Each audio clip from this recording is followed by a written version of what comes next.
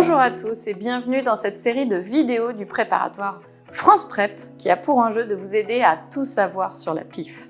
Dans cette vidéo, je vous propose d'aborder l'étiologie de la péritonite infectieuse féline. Nous parlerons de cette maladie virale contagieuse, mais aussi de cette maladie qui présente des signes cliniques polymorphes. Et nous reviendrons sur les facteurs de développement de la PIF. Enfin, je vous indiquerai les moyens de prévention de la PIF. Alors, pour ne rater aucun sujet autour de la PIF, retrouvez toute la série de vidéos et toutes les actualités sur la PIF sur l'espace adhérent du site internet de France Prep. Le coronavirus félin est un virus ARN ubiquitaire, présent chez de nombreux chats du monde entier. Il s'agit d'un virus entérique, dont l'infection reste le plus souvent asymptomatique ou ne cause qu'une entérite ou un retard de croissance. Toutefois, dans une petite proportion de chats infectés, le coronavirus mute et devient responsable d'une maladie gravissime, la péritonite infectieuse féline ou PIF. Le coronavirus non muté est très contagieux et la transmission est principalement orofécale. Une fois le virus muté, la transmission horizontale de chat à chat est extrêmement rare. Elle est principalement rapportée chez des chats vivant en refuge. Plus le nombre de chats excréteurs de coronavirus dans leur selle est élevé, plus le risque de PIF monte. Une fois muté, le virus de la PIF est rarement contagieux. Les signes cliniques liés à la PIF peuvent être variés. Ils dépendent principalement de la distribution des lésions de vasculite et ou de lésions pyogranulomateuses dans le corps. De façon schématique, on distingue la PIF humide de la PIF sèche ou encore des formes oculaires ou nerveuses. La forme humide est dominée par des épanchements unis à tricavitaires, péritonéaux, pleuraux et péricardiques.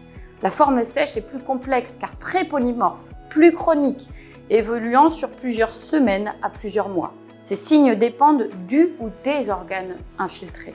La PIF nerveuse peut s'exprimer par des convulsions, un nystagmus, une ataxie, une hyperesthésie ou encore des déficits des nerfs crâniens. Enfin, dans la forme oculaire, le chat peut souffrir d'uvéite, d'un glaucome secondaire ou d'une photophobie. Plusieurs facteurs de risque au développement de la PIF ont été identifiés. C'est le cas d'une vie en collectivité avec des chats excréteurs de coronavirus, de chats d'âge inférieur à 2 ans. Il existe aussi des races prédisposées, identifiées dans certaines études comme l'abyssin, le bengale, le sacré de Birmanie ou le devon rex.